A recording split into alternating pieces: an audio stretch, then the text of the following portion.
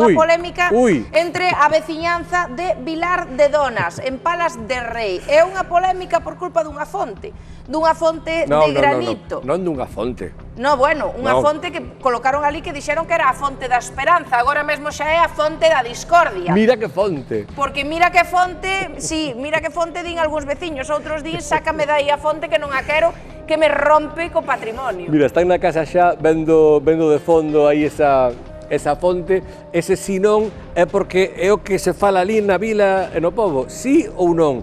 Vos pensades que mellora o conxunto? Pensades que é unha atrapallada que non terían por que poñela así? Bueno, pois nada, menos de 3 minutos, de verdade, menos de 3 minutos, falan eles, os que a gozan ou a padecen.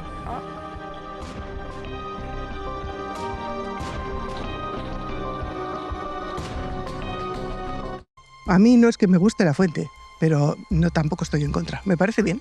¿Lo han hecho? Pues lo han hecho. Hecho está.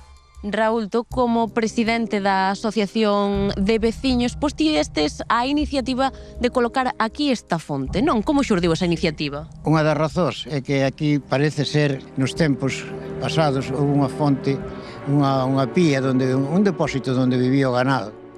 Que porque esta casa de frente de aquí do lado é unha casa de labranza, foi toda a vida unha casa de labranza.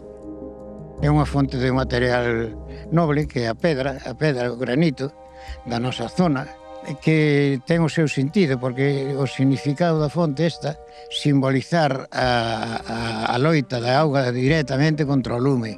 E bueno, non entendemos moi ben porque pode haber alguén que se poda poñer a esta millora. E foi aprobada por unanimidade, despois de consensuala cos veciños.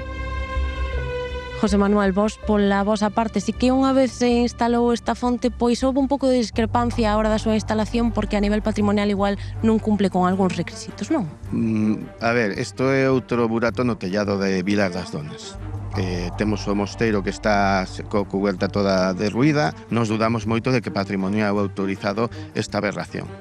E máis, isto xa se puso en abril, se puso outra fonte que non era de pedra, e cando houve as protestas se retirou e a puseron esta outra de pedra.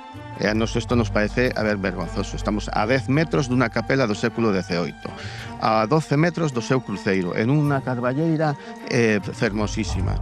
Que, bueno, aparte, hai unha circunstancia, é que a maior parte dos veciños da parroquia non sabíamos nada desto. José Manuel, precisamente está aquí, bueno, esa fonte que me comentabas que ten máis coherencia, non? Non, máis coherencia non, máis sentido común, non? Non dá servicio porque non ten grifo. E isto non é do ano pasado ni do anterior, sino que leva moito tempo así. Varias destas de dar servicio, varias ornamentais, só hai unha fonte que dá auga das 11. Non sería mellor arranxar unha desas 11 e podían dar servicio a xente que utiliza esas áreas? Una vez pase el invierno, empiece a llover y se oscurezca la piedra, pues entonces no se diferenciará demasiado de ello. Ya te digo, a mí ahora ya pues me acostumbro a verla. O sea que bien.